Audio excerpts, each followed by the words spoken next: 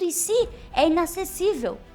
Nunca vemos o mundo em si mesmo. Ele duvida até da existência do próprio corpo, duvida de que há um corpo, enfim. Aquilo que eu sei do corpo é segundo critérios matemáticos, né? Critérios geométricos matemáticos, não a parte sensível. Esse eu é puramente espiritual. E como é que Descartes concebia essa relação entre corpo e mente? Há um processo de relação por correspondência, não uma interação intrínseca. O mundo é extensão. Existem 3 substâncias para Descartes. Substância extensa, substância pensante e a substância infinita. Que é Deus. O Kant vai ser o primeiro. Por que fiz assim, entre aspas? Vai ser porque eu tenho a minha tese que não, né? Mas enfim, na história da filosofia que ele é conhecido, ele vai ser o primeiro a fazer essa diferenciação entre fenômeno e coisa em si, númeno. Conhecemos, quando se trata do conhecimento, conhecemos só o fenômeno. Qual é o erro da filosofia dogmática? Tentar conhecer coisas como se elas fossem objetos de conhecimento, estivessem no espaço e no tempo. Por exemplo, Deus, né? Deus é uma ideia, né, da razão. O espaço, aquilo que Descartes colocou, por exemplo, ou Malebranche colocou em Deus como a extensão inteligível, Kant coloca como uma estrutura da mente. Essa é uma das teses mais difíceis de engolir do Kant. O que seria a coisa em si? Aquilo que está para além ou que existe independente daquilo que nós podemos aprender. O tempo e o espaço, o Kant concebe como estruturas a priori do sujeito. Mas isso não significa que para ele o tempo e o espaço não existam, né? Ou significa? Como estruturas. Além de como estrutura, tipo, existe um espaço externo ou é só uma coisa do sujeito transcendental? Olá pessoal, sejam bem-vindos a mais um episódio do podcast Ouse Saber, e no episódio de hoje eu estou tendo o prazer de entrevistar a minha querida companheira Vanessa Henning, que é uma especialista em filosofia moderna, que já tem trabalhos tanto sobre a filosofia de René Descartes, quanto sobre filosofias associadas ao cartesianismo. Ela está agora pesquisando no doutorado um pensador que acredita ter antecipado vários aspectos da filosofia de Kant, que foi o Malebranche. E no vídeo de hoje a gente vai falar, portanto, sobre Descartes e Kant e fazer essa ponte para vocês aprenderem um pouco mais sobre filosofia moderna. Seja muito bem-vinda. Obrigada, eu agradeço o convite. Mais uma vez aqui, né? Sim, agora é no canal do Ouse Saber, mas ela já tem participações no meu canal que vocês podem acessar aí pelo card, pela descrição, não deixem de ver também. O cogito cartesiano talvez seja a afirmação mais famosa da filosofia. O que Descartes quis dizer quando ele afirmou penso, logo existo? Descartes queria encontrar um fundamento, uma primeira verdade, algo inabalável para o conhecimento.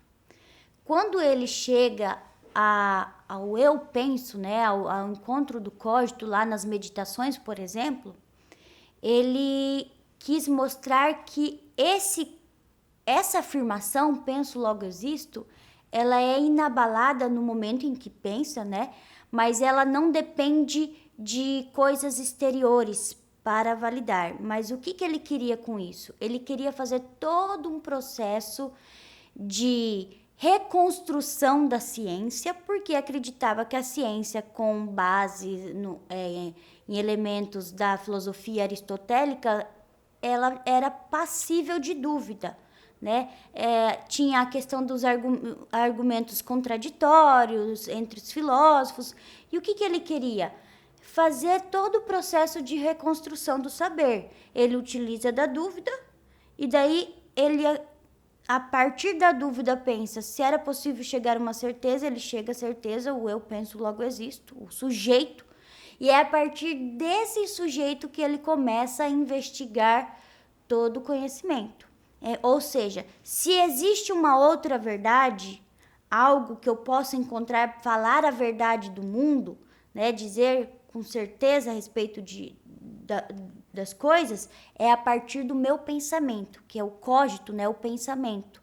Não é a partir dos sentidos, não é a partir de experiências de coisas exteriores, é a partir do próprio intelecto. O pensamento para o Descartes, ele é o intelecto, a razão, enfim, a partir da própria razão humana, é o pensamento, que seria o ponto de Arquimedes, né, o ponto arquimediano, nesse sentido.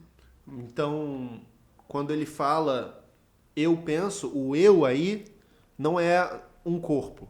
Não é um corpo. Por que não é um corpo?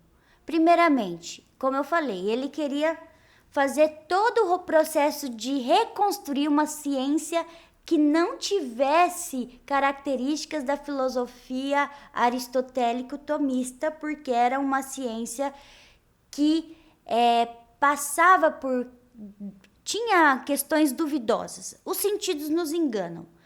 E quando ele faz todo o processo das meditações, ali a primeira meditação, que é o processo da dúvida, ele duvida até da existência do próprio corpo, duvida de que há um corpo, enfim. Não, aquilo que eu sei do corpo é segundo critérios matemáticos, né? Critérios geométricos matemáticos, não a parte sensível nesse ponto.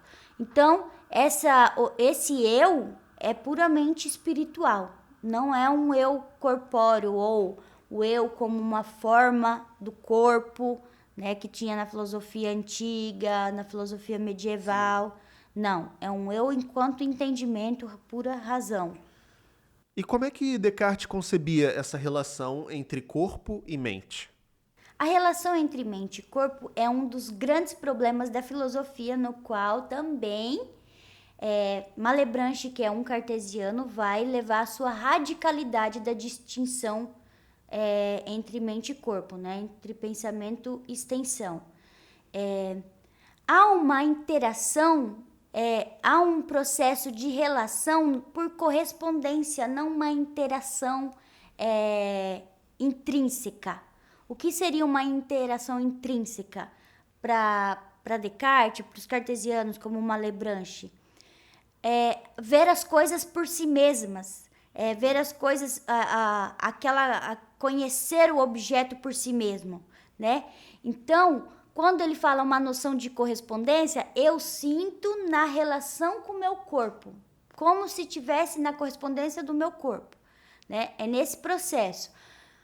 Descartes, apesar de falar nas meditações que corpo e alma, sobretudo na sexta meditação, que corpo e alma se relacionam, porque é a forma como ele prova que eu tenho ideias sensíveis, embora essas ideias também sejam inatas, mas elas, para serem manifestadas, elas precisam de algo, vamos dizer, do corpo que causa na alma e faz ter a ideia, não é voltar a ideia, mas faz manifestar a ideia, melhor dizendo. Sim. Embora aconteça isso, o Descartes ele leva a grandes problemas da metafísica sobre como que se dá essa relação, porque ele faz tanto a divisão de que alma é espiritual, pensamento, e corpo é extensão, que há dificuldades nessa relação, né? Em algumas passagens, por exemplo, na obra O Homem, né, o Tratado do Homem, ele fala por ocasião, né? O corpo relaciona por ocasião com a alma, enfim, né? Essa seria uma ocasião. O que vai depois Malebranche levar ao extremo o ocasionalismo. Os corpos são causas ocasionais das ideias, das percepções sensíveis, mas não há uma relação intrínseca entre essas duas substâncias, que elas são ontologicamente diferentes. Mas o que significa isso? Ser ocasião, ser uma ocasião? Como se fosse só Deus é a primeira causa. Deus faz o processo de agir sobre a gente. Aham. Ele dá as sensações como se tivesse elas sendo ocorridas na ocasião do corpo. Por exemplo, eu tenho a sensação de uma coceira, uma picada, alguma coisa. É Deus agindo, segundo os ocasionalistas, Deus agindo como se tivesse na ocasião do corpo, como se o corpo tivesse de fato acontecido ali. Ele age segundo critérios, leis naturais, leis do corpo da relação de corpo e alma, né? Mas quem que promove essa relação é Deus, porque não tem como alma e corpo se relacionar imediatamente pela questão de divergência ontológica, de natureza, né? O Descartes, ele vai falar que ele vai defender que é o corpo que toca a alma e daí as ideias sensíveis são manifestadas. Mas deixou muita lacuna nos seus escritos. Alguns comentadores de Descartes viram esse problema da interação entre corpo e alma. Outros pensadores, como Malebranche, colocaram o ocasionalismo como tese, que não há uma relação imediata, é Deus agindo na ação dos corpos, como se fosse na ocasião desses corpos, como se esses corpos fizessem esse processo, mas é Deus agindo de acordo com como que seria esse corpo. Por exemplo, se eu vejo a neve, eu vejo Deus faz o processo de juntar o branco da textura da neve, enfim, e dá a ocasião de acordo como eu perceberia esse objeto, né? Para salvar, então, o cartesianismo ali no sentido desse problema ali da interação entre corpo e alma. E comentadores da filosofia do próprio Descartes, não os cartesianos no sentido filósofos que vieram depois, mas comentadores atuais defendem a ideia de que Descartes ele tem ali os pressupostos da filosofia ocasionalista. Entendi. E há aí uma certa valorização mais do espírito ou da coisa pensante do que da coisa extensa, né? Assim, parece que é tudo uma massa homogênea que não tem tanta importância. Você fica com essa sensação também? O mundo material? O mundo é extensão. É. O mundo é extensão. Existem 3 substâncias para Descartes. Substância extensa, substância pensante e a substância infinita. Que é Deus.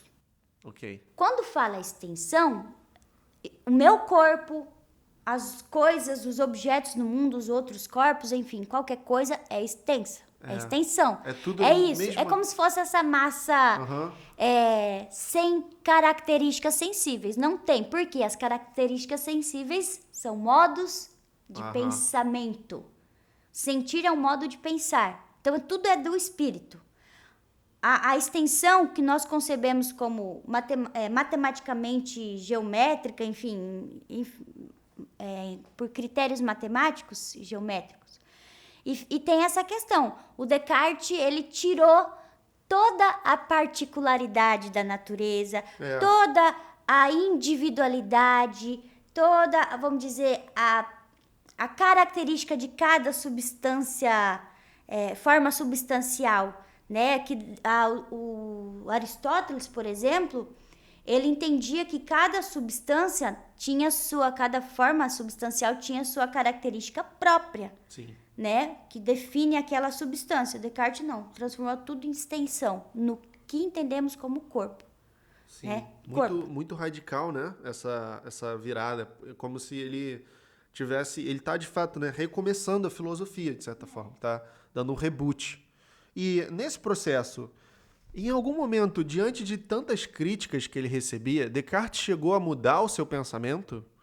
Ou ele foi teimoso até o final e falou, não, é isso mesmo? Porque vários filósofos mudaram. E o Descartes, eu sei que ele recebeu críticas, assim, de várias pessoas, tipo Pascal, Hobbes. Esse pensamento do Descartes mesmo, do cogito, partindo do pensamento para encontrar outras verdades. e Deus como validação de todo validação e legitimidade de todo conhecimento, né? Sim, entendi. Mas não tem uma mudança, assim como, por exemplo, no sentido como a gente vê em Malebranche, que reescreve a busca da verdade 7 vezes, e daí fala, por assim dizer, né, eu quis dizer isso, mas não era nessas palavras, nas cartas trocadas com outros pensadores. Descartes, ele sempre enfatiza o que ele escreve. Ele escreveu o discurso do método, depois ele introduziu as meditações, acrescentando a teoria do gênio maligno, mas era por uma questão de um livro, ela era para entregar para a sociedade ler, né? E o outro era para a cátedra. Então, assim, ele não é que ele mudou, ele só aprofundou são, vamos dizer, públicos diferentes, que ele queria falar sobre a mesma filosofia, né? Mas não tem essa visão no Descartes como a gente vê no Malebranche, como a gente vê em Marx, que tem o primeiro, né? Ou o Nietzsche, né? O jovem Nietzsche. Depois o próprio Kant muda, né? Quando ele era racionalista antes, depois... o Kant faz muitas mudanças, né? A questão até chegar à crítica da razão pura, a segunda edição, sobretudo, entre a primeira e a segunda ele acrescenta algumas coisas, mas o Descartes não. Não. Eu ficava curioso, porque eu sei que ele recebeu tantas críticas, como, por exemplo, do Pascal, do Robbins, e ele ele só considerava, pelo menos, mas não chegava a fazer modificações, né, profundas no seu pensamento. Algumas passagens, por exemplo, ele tem um diálogo lá de La Recherche de la Vérité, né, que depois leva o nome do Malebranche, mas é um diálogo, e ele vai falar assim sobre o que é pensamento, o que é verdade. Ele vai ser até meio ríspido, falando, tem que ser muito idiota para perguntar isso. O Descartes tinha... O Descartes, tinha. Não sabia desse lado dele, não. Tem esse trecho. Tem que ser idiota para você não saber o que é o pensamento, o que é uma verdade. Algo tão claro e distinto que não precisa de explicação. Isso já me leva à próxima pergunta. O Descartes, ele acreditava em ideias inatas. E o Kant, como a gente sabe, ele vai falar de estruturas a priori. Como é que essas ideias inatas do Descartes vão se relacionar ou abrir o caminho, de certa forma, para o Kant? Aí você tem a parte do empirismo, né, que vai ser o outro lado que o Kant vai precisar usar para botar em contraste com esse racionalismo, né? Então, queria que você falasse um pouco sobre isso. As ideias inatas, primeiro, que Descartes acredita que todas as ideias são inatas, todas as nossas ideias, nossos pensamentos, até as ideias sensíveis, né? Que ele fala, parece vir de fora as ideias adventistas, elas são manifestadas quando o nosso pensamento relaciona com o corpo, elas vêm à tona, elas não são igual à ideia matemática ideias matemáticas que exigem um processo de intelecção, de raciocínio. Elas manifestam involuntariamente, sem eu demandar para isso, né?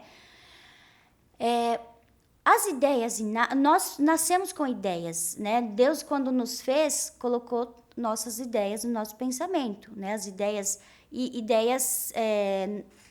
universais, por exemplo, como as ideias matemáticas, né? Deus colocou já desde o nosso nascimento, como se fosse o Criador coloca o seu registro na sua criatura.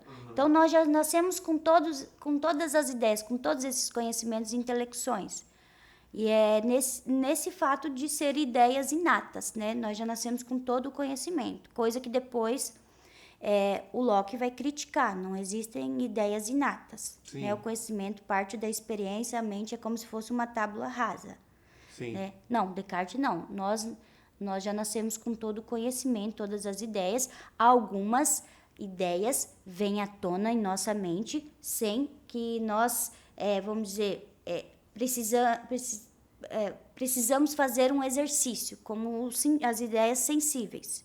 É na medida que nós relacionamos com o corpo que essas ideias nos manifestam a mente. Mas algumas ideias a gente precisa de o exercício de intelecção, de raciocínio, como as ideias matemáticas, as ideias geométricas, as ideias conhecimento. Uhum.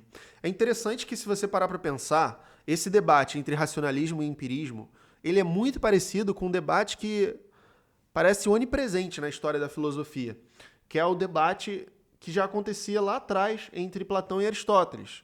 Platão, que acreditava que o conhecimento era reminiscência, era uma lembrança, a alma já sabe, e Aristóteles, que tinha toda essa questão dos sentidos.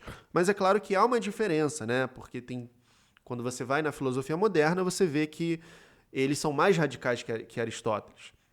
Eles vão dizer que precisa da sensibilidade, da influência dos sentidos, da experiência para ter conhecimento. Você não tem como acessar a essência da coisa, né? Mas mesmo assim é muito parecido. E até na própria filosofia analítica que eu estudo, você tem, dentro do debate do realismo moral, a ideia do intuicionismo e o naturalismo. O intuicionismo vai acreditar nessa faculdade misteriosa, que é a priori, que você acessa o bem moral imediatamente, prima facie. Filósofos como G. Moore, o Ross, e, por outro lado, tem os naturalistas, como Peter Railton, entre outros, que vão dizer que não, é pela experiência. A questão que diverge o pensamento racionalista e empirista da antiguidade em relação à modernidade é que, no pensamento antigo, aristotélico, sobretudo, era por um processo de abstração daquilo que nós conhecemos empiricamente, verdade. Do sentido abstração, e você conhece a essência da coisa. Sim, verdade. O empirismo do moderno, como o de Hume, você não tem como captar a essência. Não tem como captar a coisa em seu aspecto essencial, a natureza do objeto, o que difere do pensamento aristotélico, que sim, embora o que eles concordem é que o conhecimento parte da experiência. Só que o Hume é radical, né? Não tem conhecimento da natureza da coisa. O que nós conhecemos é a coisa ali, a coisa em si, né? Mas ela não na sua natureza. É como ela nos mostra para os nossos sentidos, né? Como ela se apresenta para os nossos sentidos. E o Kant, ele vai olhar essas duas correntes de pensamento, o racionalismo e o empirismo, tem o cartesiano, enfim, Leibniz, e ele vai olhar o empirismo, sobretudo a gente vê o de Locke e o Hume, né, que o Hume vai ser o responsável por acordá-lo do sono dogmático, e ele vai ver que, embora essas correntes divergem em relação ao modo como conquistamos ou como começa o conhecimento, né? Como começa o conhecimento, elas não fazem uma diferenciação entre o que é coisa em si e o que é fenômeno. Para ambas, seja para o racionalismo, para o empirismo, conhecemos a coisa em si, seja pela experiência, seja pela razão, né? O Kant vai ser o primeiro.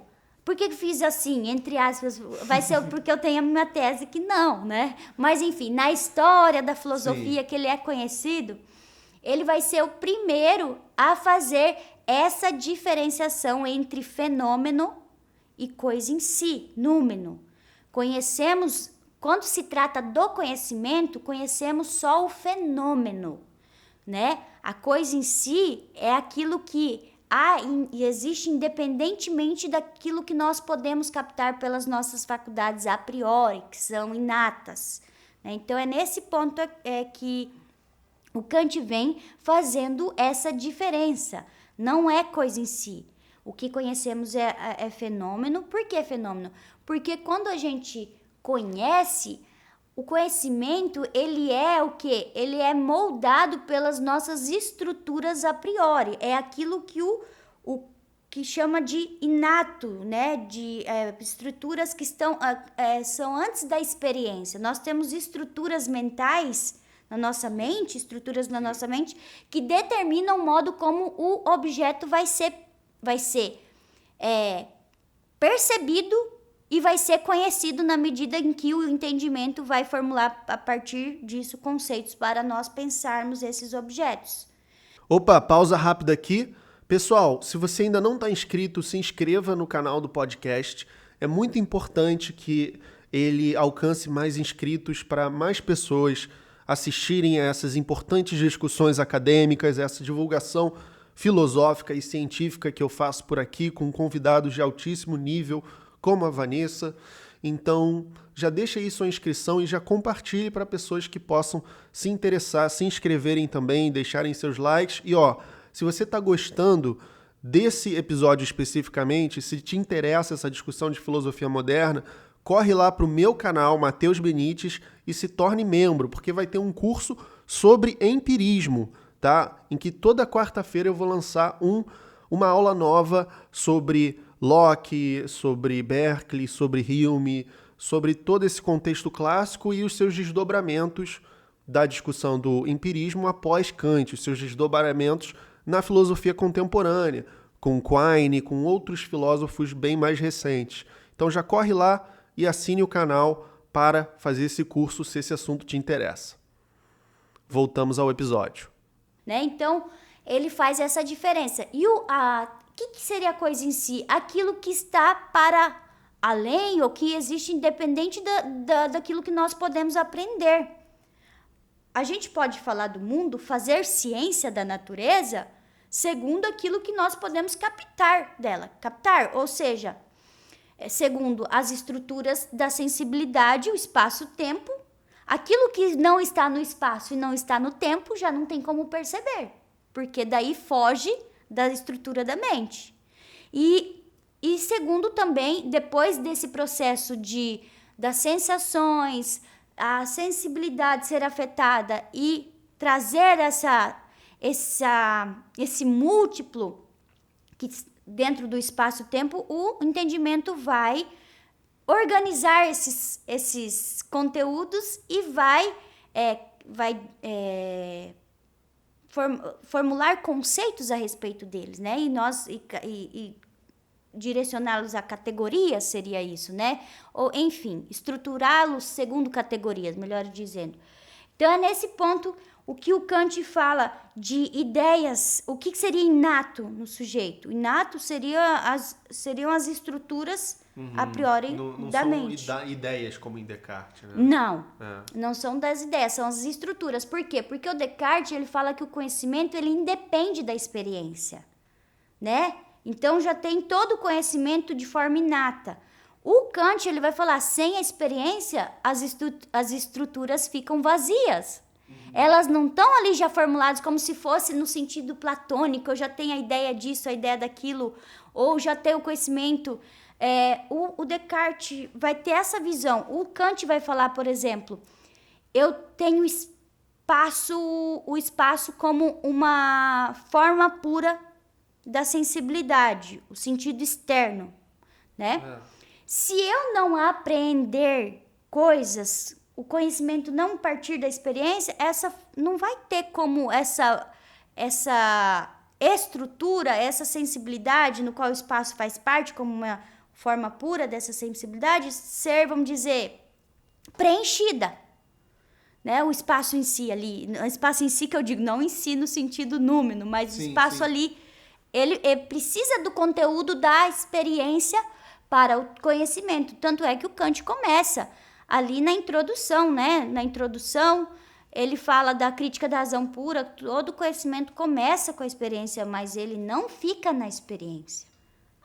Não é vamos dizer, vários conteúdos aleatórios. Sim. Não, como que a gente consegue pensar esses conteúdos, fazer ciência, formular leis da natureza, né?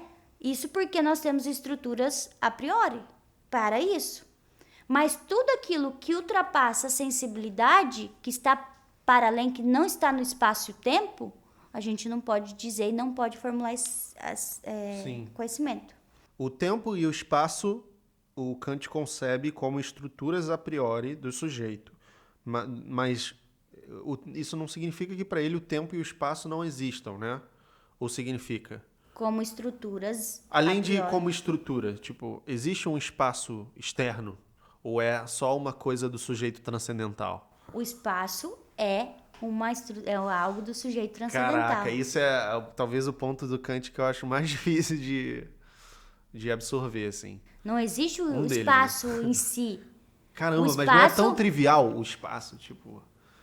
Existe o material da sensibilidade Sim. que nós percebemos segundo o espaço e o tempo, que são estruturas, formas Sim. puras, estruturas, né? Formas puras da sensibilidade.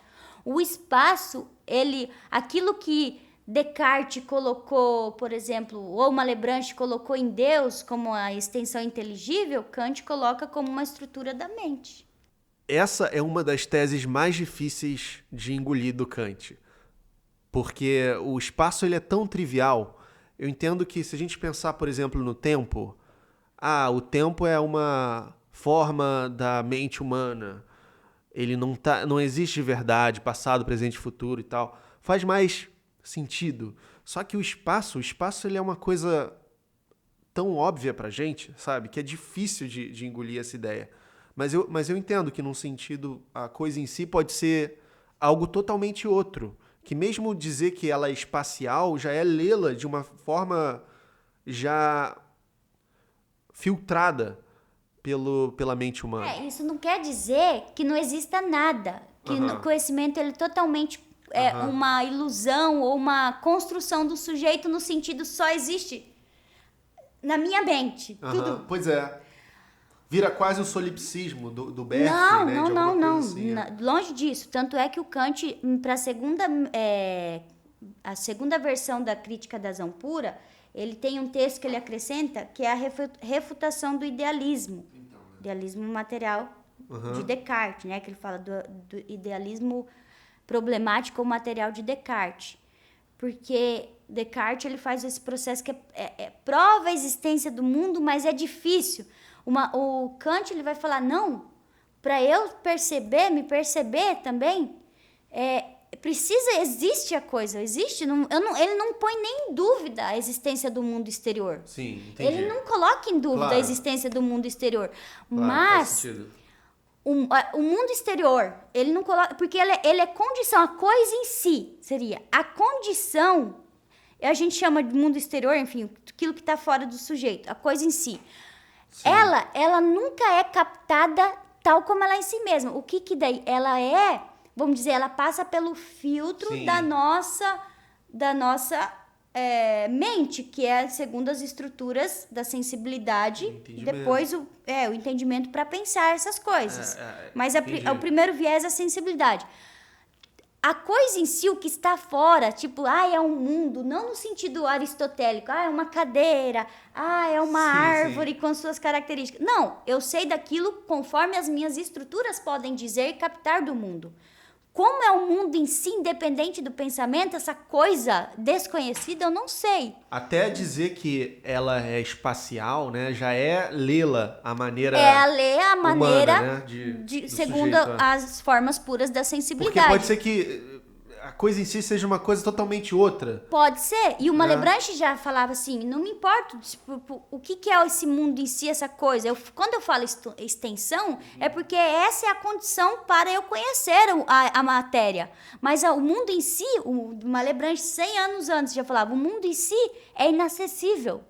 Nunca vemos o mundo em si mesmo. Se a gente chama de extensão, é porque é a segunda condição para eu conhecer esse mundo. Agora, se essa extensão condiz com essa matéria, essa coisa aí que para o Kant seria a coisa em si, independente do pensamento, eu nunca vou saber dizer.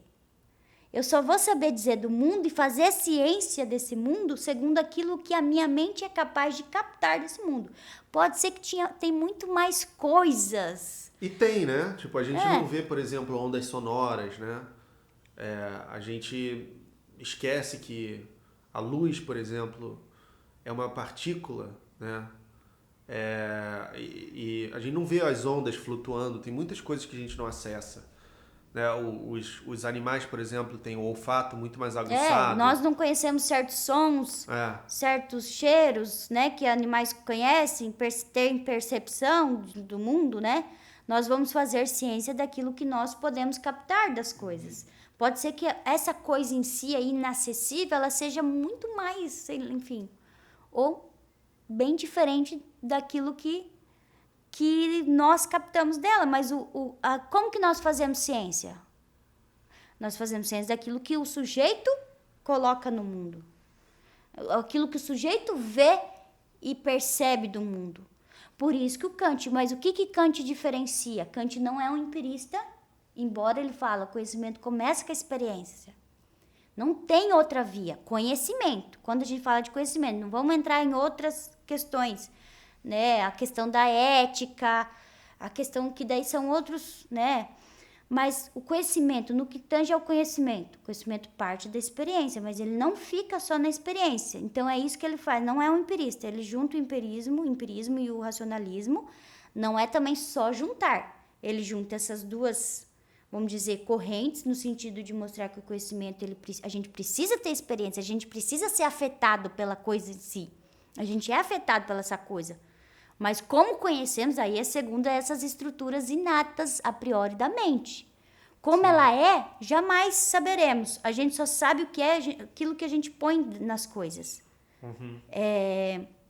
E é isso que faz ele ser um crítico, e daí que vem a questão da revolução copernicana no conhecimento.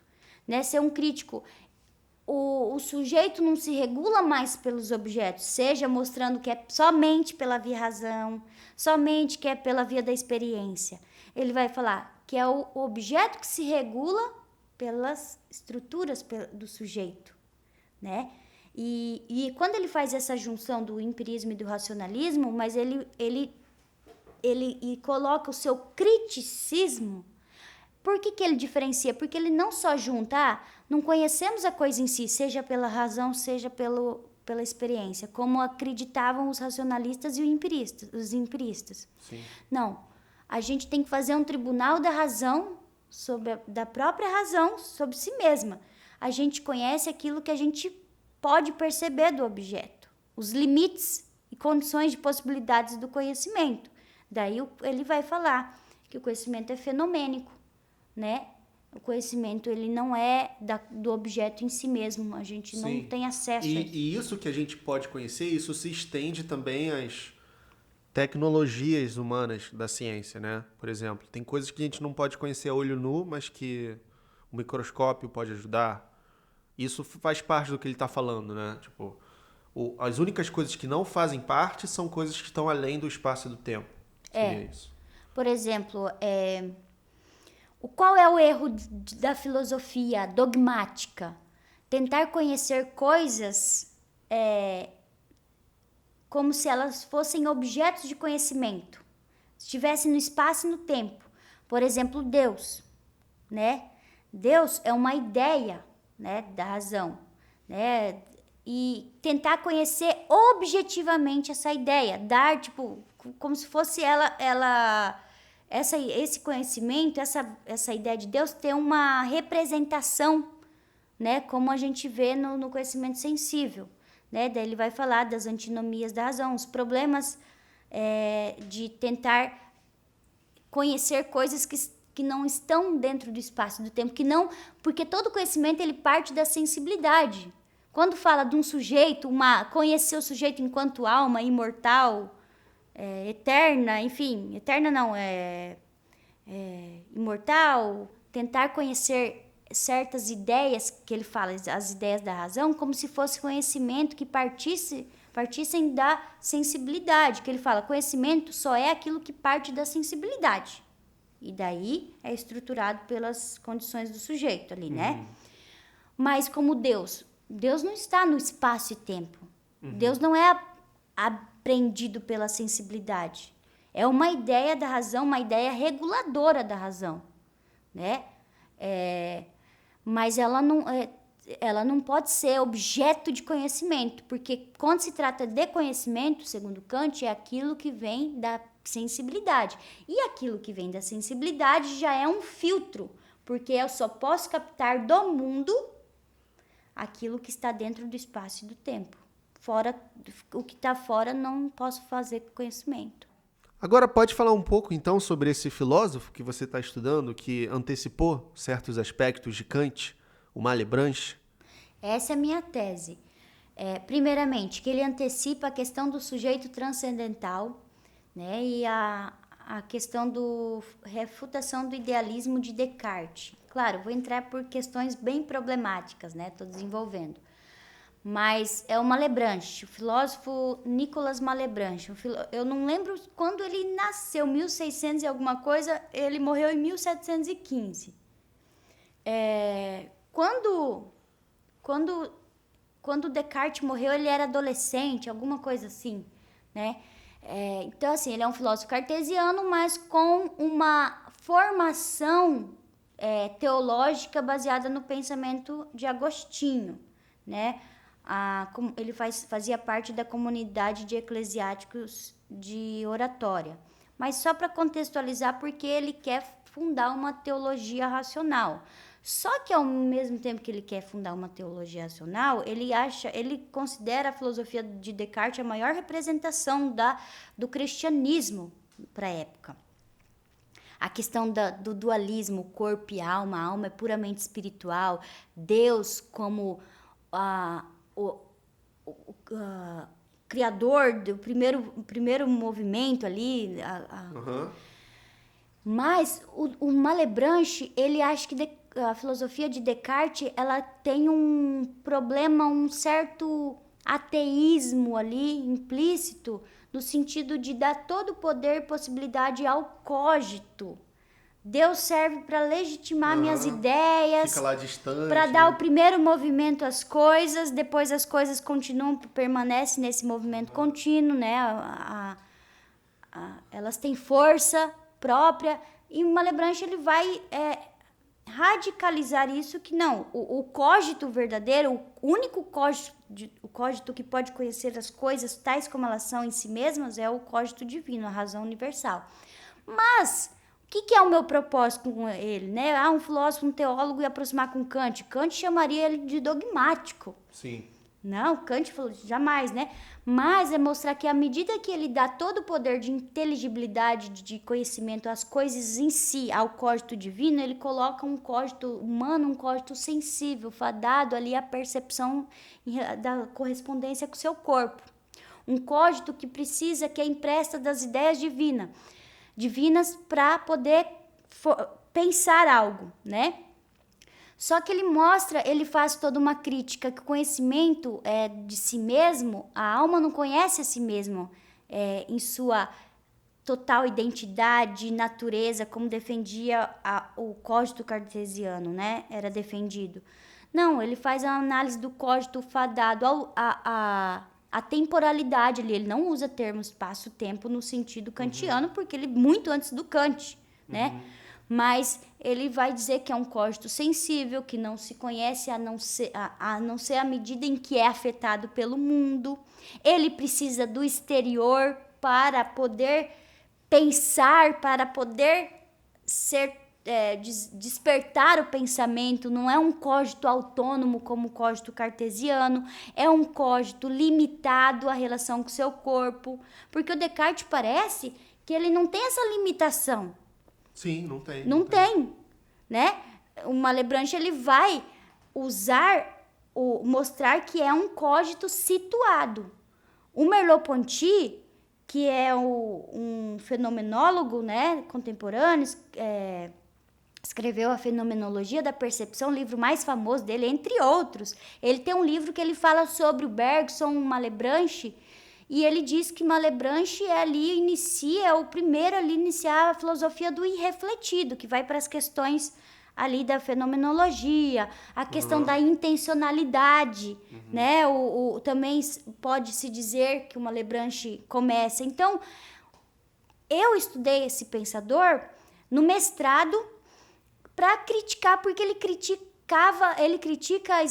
a prova da existência dos corpos de Descartes. Foi o tema do meu mestrado. Como ele critica que não está bem, vamos dizer, em argumentos racionais, ela pode ser invalidada. E quando eu estava analisando, fazendo a minha dissertação, e eu vi também que alguns comentadores, como Guerrero, que é um comentador muito famoso da filosofia cartesiana e de Malebranche, o Alquier, eles falam que alguns pontos gerais da filosofia de Malebranche pode ser comparado com a de filosofia do Kant, futuramente seria, né? Por exemplo, a extensão inteligível em Deus com o espaço ideal. E daí a minha tese, qual que é a minha tese? Eu não tirei do nada, eu vou inventar esse filósofo é Kant, né? Não, eu pego essas aproximações gerais e mostro que ele é o precursor, em outras palavras, em outras terminologias, do sujeito transcendental kantiano.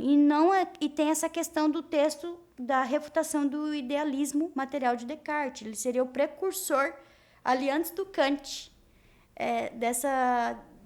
desse texto aí que o Kant escreveu para a segunda edição da Crítica da Razão Pura em 787. Muito bem, então temos aí uma tese muito intrigante e ousada a vir, né, no próximo ano. Próximo ano. Já passou do exame de qualificação? Acabei de passar do então exame. É isso. Muito obrigado, Linda. Foi ótimo o nosso papo. Obrigado por assistir, pessoal, e até o próximo episódio. E aí, gostou do episódio? Então, já corre lá pro meu canal, Matheus Benites, se torne membro e faça o curso Empirismo. É um curso que vai agregar ainda mais para sua bagagem, para o seu repertório sobre todo esse arcabouço conceitual e filosófico do pensamento moderno com os seus desdobramentos contemporâneos. É possível ser um empirista hoje, após Kant? Será que ainda dá para se falar em a priori, em conhecimentos a priori? Ou a priori é algo que existe, mas não é um conhecimento real? Então, vamos trabalhar sobre todas essas questões, como que Quine e outros filósofos do século XX repensaram o problema. Então, corre lá e participe da aba dos membros, tenha acesso ao grupo do WhatsApp, tenha seu nome nos meus vídeos e faça o curso do empirismo, assim como muitos outros que estão disponíveis lá. Até lá!